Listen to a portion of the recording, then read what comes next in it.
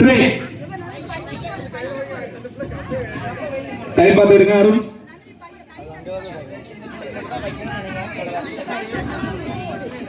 தட்டு பக்கத்துல கொஞ்சம் தட்டி விடு. கடலை கம்மியாச்சுன்னா தட்டி விடு. 2 கப்லயும் கடலை ஒன் போல இருக்கணும். 2 கீழே தட்டிட்டு பிறகுங்க. கப்பு கீழே விழுந்துன்னா 2 தட்டிட்டு பிறக்கணும். கப்பு கீழே விழுந்துச்சுன்னா 2 கப்பையும் தட்டிட்டு பிறக்க சொல்ல யாருன்னா பாத்துக்கிடுங்க.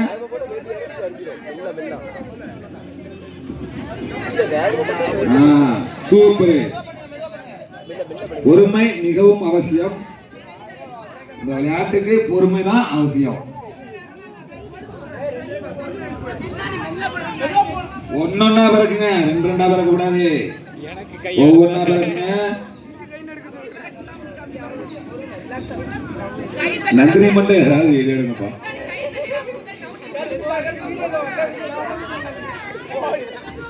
எல்லாம் பாத்துக்கிடுங்க. ஒவ்வொன்னா தான் பிறக்கணும். 2 அள்ளி போட்டுறாம பாத்துக்கிடுங்க. கூர்மையா கவனிங்க. கழுகு பார்வை. கடலை போடுங்க. கடலை கம்மியாயிட்டுனா கடலை போடுங்க.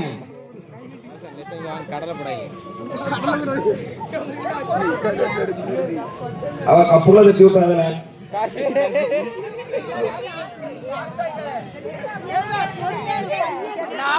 தட்டுங்க. 2 கப்பையும் தட்டிட்டு பாருங்க. 2 கப்பையும் தட்டிட்டு பாருங்க. ஒன்னும் பிரச்சனை இல்ல. தட்டு நிறைய இருக்கு. பொறுமையா தட்டினா கரெக்டா இருக்கும்.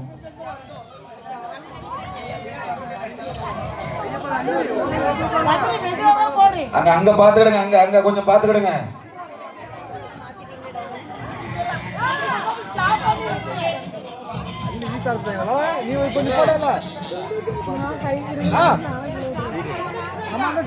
கப்பு கீழே விழுந்தா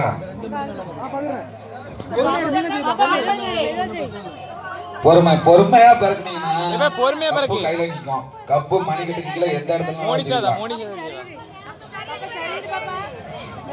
மோனிஷா நீ எப்படி கையில அப்படியே வச்சுக்க. நீ கையில அப்படியே வச்ச பின்னு